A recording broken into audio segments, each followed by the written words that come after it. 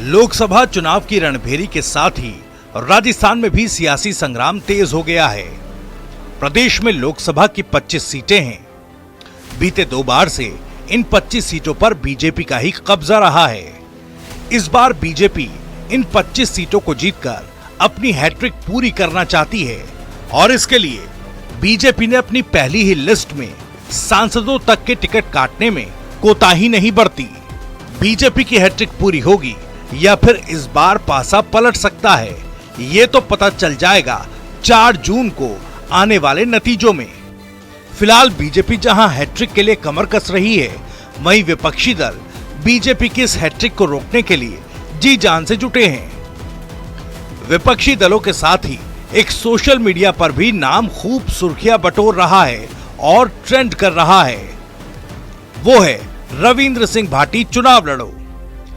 अब कौन है ये रविंद्र सिंह और कहां से उनके चुनाव लड़ने की मांग हो रही है, इस वीडियो में आपको विस्तार से बताएंगे।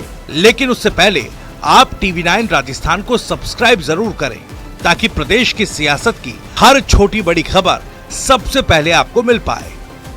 और इसके लिए आपको न केवल चैनल सब्सक्राइब करना है बल्कि साथ में बेल आइकन बटन भी दबाना है ताकि आपको हर स्टोरी का अपडेट सबसे पहले मिल सके। तो चलिए बातें हैं रविंद्र सिंह चुनाव लड़ो के ट्रेंड पर। रविंद्र सिंह भाटी बाड़मेर की शिव विधानसभा सीट से विधायक हैं। प्रदेश के विधानसभा चुनाव 2023 से पहले रविंद्र सिंह भाटी ने बीजेपी का दामन बड़े लाव लश्कर के साथ थामा था। माना जा रहा था कि बीजेपी शिव विधानसभा से भाटी को मैदान में उतारेगी, लेकिन जब उम्मीदवारों के नामों की लिस्ट आई तो बीजेपी ने शिव विधानसभा पर स्वरूप सिंह खारा को मैदान में उतार दिया, जिसके बाद भाटी ने बीजेपी का दामन छोड़ते हुए निर्दलीय मैदान में ताल ठोकी और बड़ी जीत दर्ज की। अब लोकसभा चुनाव का बिगुल बजने के बाद कहा जा रहा था कि भाटी बीजेपी में वापसी कर सकते हैं और इसके लिए उन्होंने बीजेपी के सामने 3 बड़ी मांगे रखी। इसमें ओरण भूमि को बचाने, सरकारी प्रोजेक्ट्स में स्थानीय युवाओं को रोजगार और डेजर्ट नेशनल पार्क एरिया के लोगों को मूलभूत सुविधाएं। इन 3 शर्तों पर रविंद्र सिंह भाटी सरकार से लिखित सहमति चाहते हैं।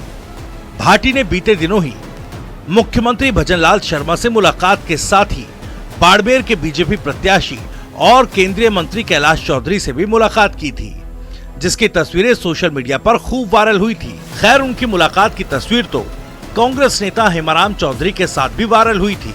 बाड़मेर सीट पर बीजेपी की ओर से कैलाश चौधरी, तो वहीं कांग्रेस ने हाल ही में RLP से आए उम्मेदवार को प्रत्याशी बनाया। ऐसे में रविंद्र सिंह भाटी के पास निर्दलीय चुनाव लड़ने का ही ऑप्शन बचता है। हाँ, अगर अब वो कांग्रेस या बीजेपी किसी के भी साथ खड़े होते हैं तो उन्हें इन प्रत्याशियों का ही समर्थन करना होगा। रविंद्र सिंह भाटी की तरह ही चित्तौड़गढ़ से निर्दलीय विधायक चंद्रभान आक्या भी बीजेपी से टिकट कटने के बाद निर्दलीय मैदान में उतरे थे और जीत दर्ज की थी। लोकसभा चुनाव में उनके भी निर्दलीय लड़ने की खबरें थी।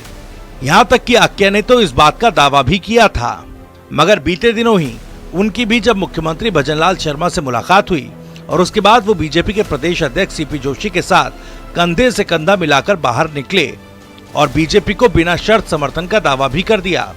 अब रविंद्र भाटी को लेकर सोशल मीडिया पर उठ रहा सियासी संग्राम किस करवट बैठेगा, ये देखना दिलचस्प होगा।